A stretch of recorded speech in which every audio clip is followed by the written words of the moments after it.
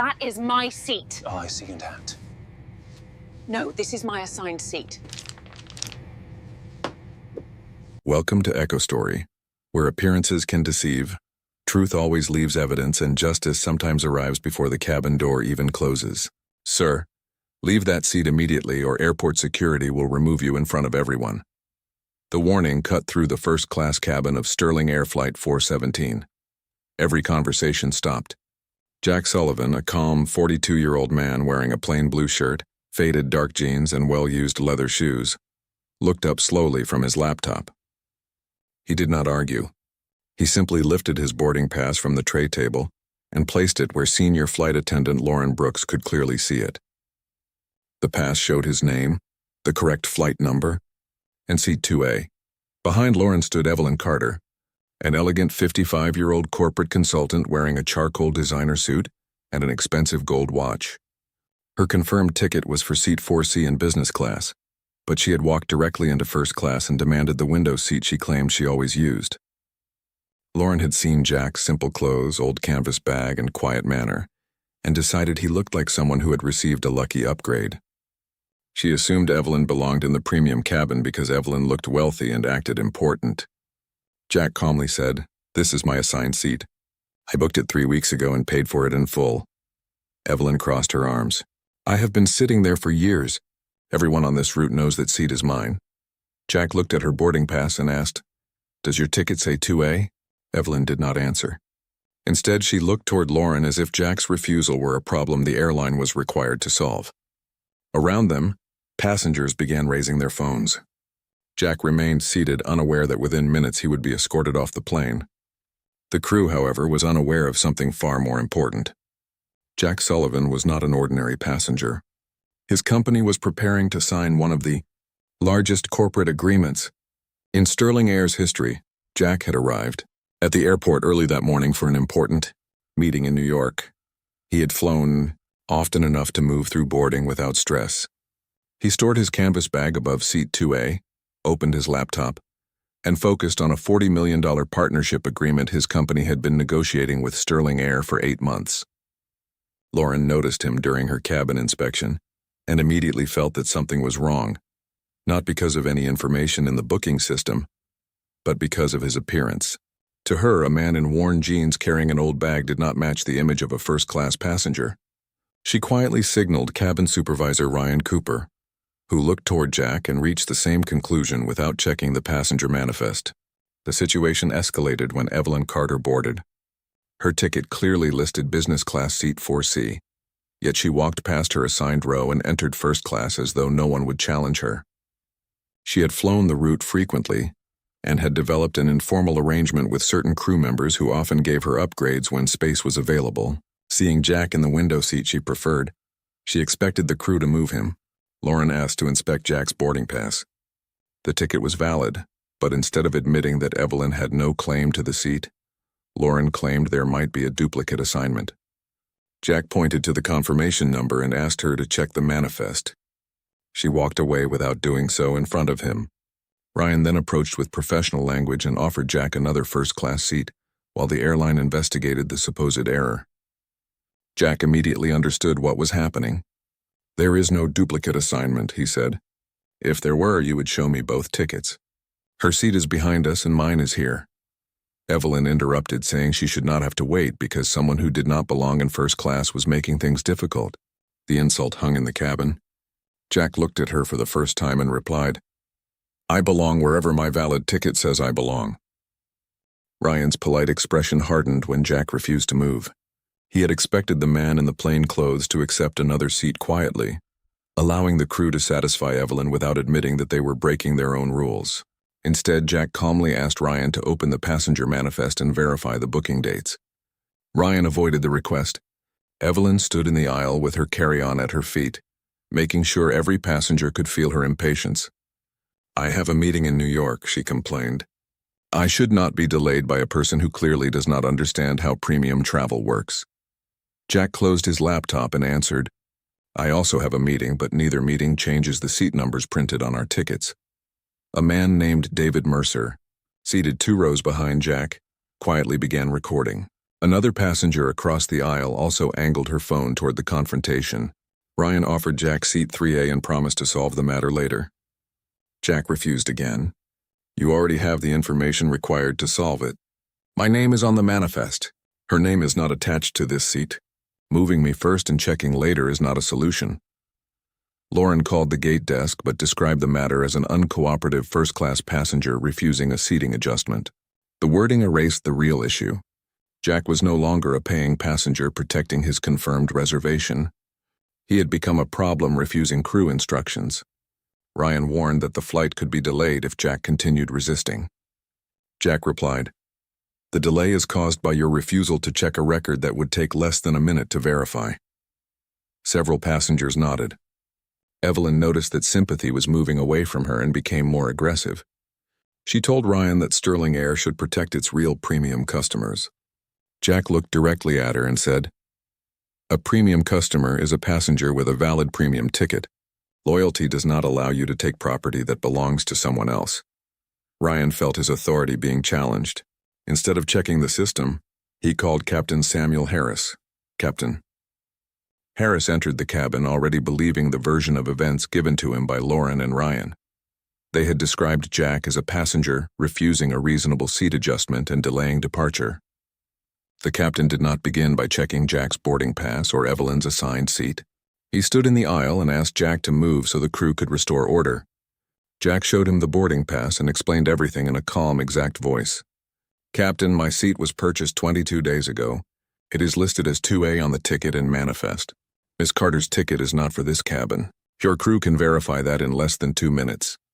Harris listened, and for a moment he appeared to recognize that Jack was right. A man sitting quietly in the correct seat was not a safety risk. However, the captain had already supported his crew in front of a full cabin. Reversing the decision now felt to him like losing authority. He therefore reframed the disagreement as a disruption. "I am responsible for the comfort and safety of everyone on this aircraft," he said. "I am formally asking you to cooperate." Jack replied, "I will follow every safety instruction." "But this is not a safety instruction. It is an order to surrender my paid seat because another passenger wants it." The distinction made several travelers murmur in agreement. Evelyn protested that she had been sitting in 2A for years. Jack answered, "Past favors do not create ownership." The captain gave him one final warning. If he did not move, airport security would be called. Jack looked at his ticket, then at the captain. "Call them," he said.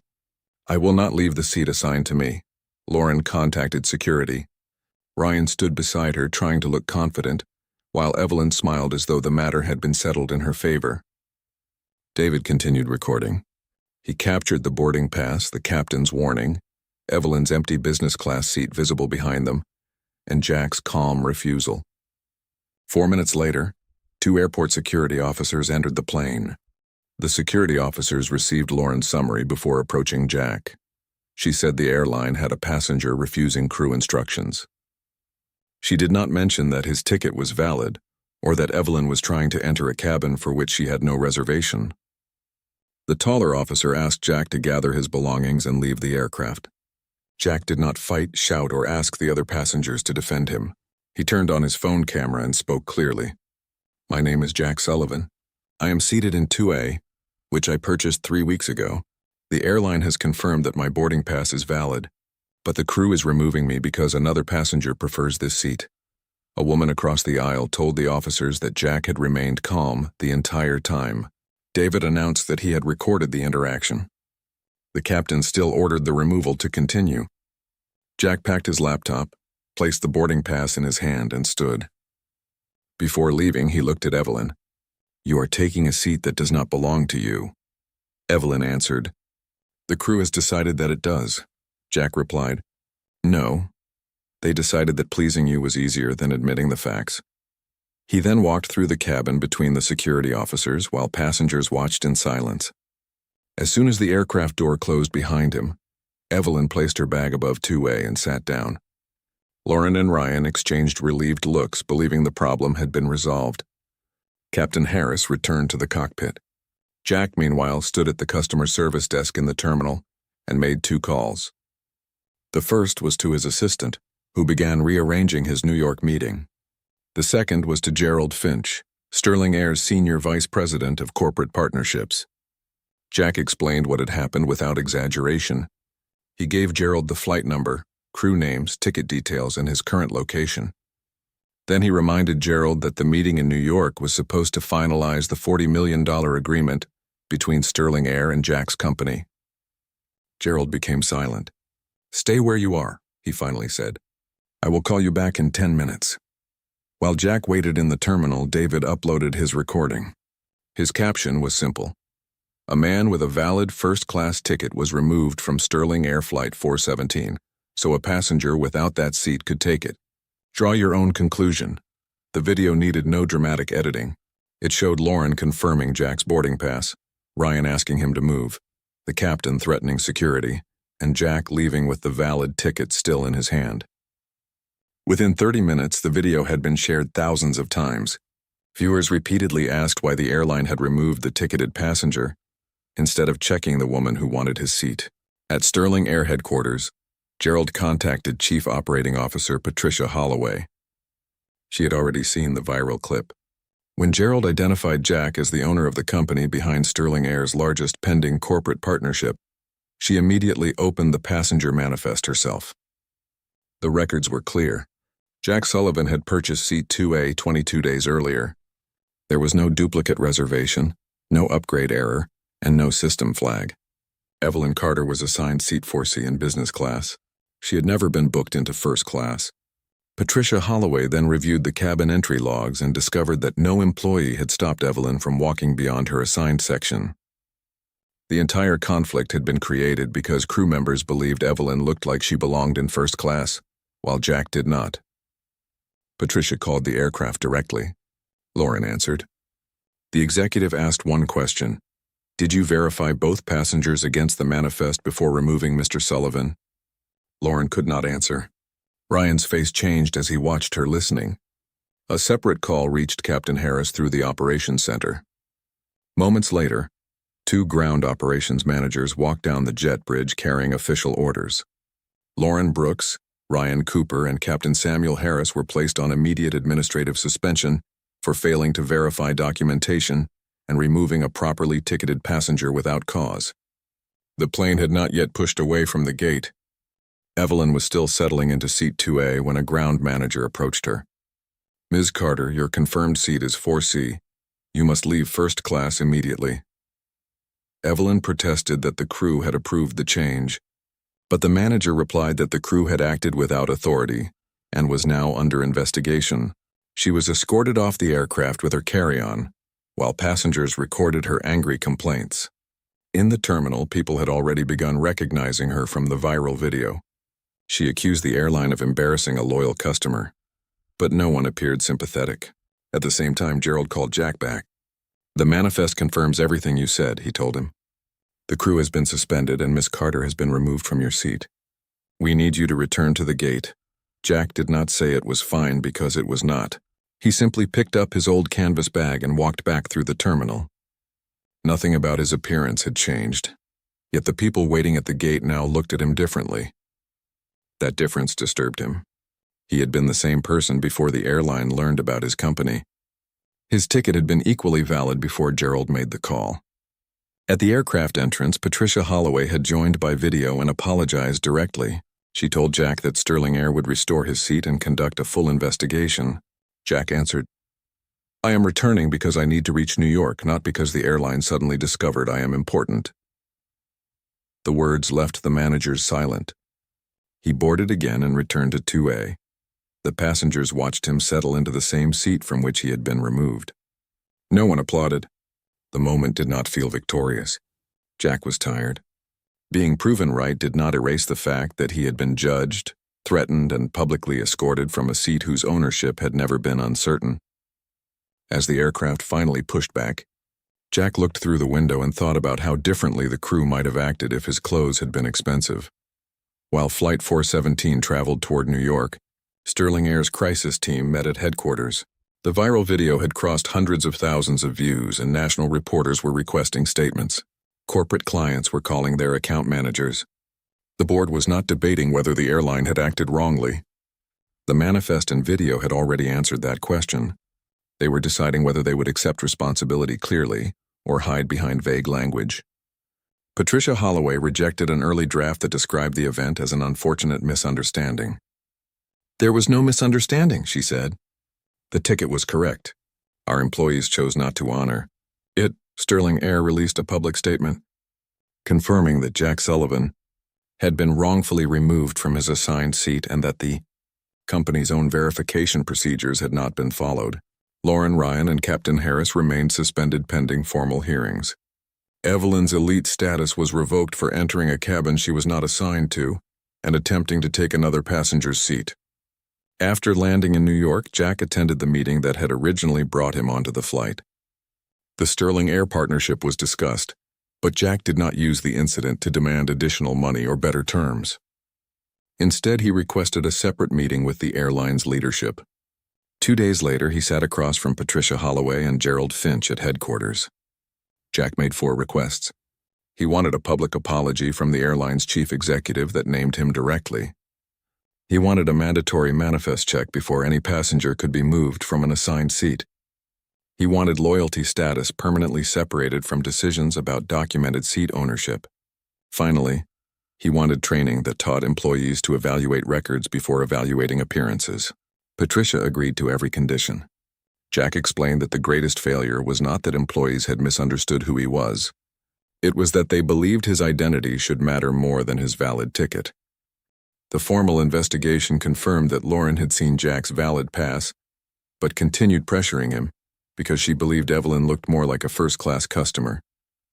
Ryan had escalated the dispute rather than performing a simple verification. Captain Harris had recognized that Jack was not a safety threat, but still ordered his removal to protect crew authority. Lauren lost her senior cabin position. Ryan was terminated for misuse of supervisory authority and inaccurate reporting.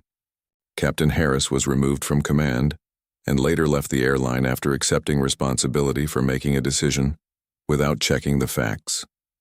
He admitted during the review that supporting his crew had felt easier than correcting them publicly.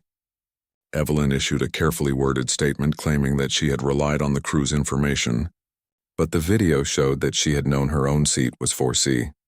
Her refusal to apologize directly damaged her professional reputation, and several corporate speaking engagements were canceled. Sterling Air introduced a new verified seat protection policy.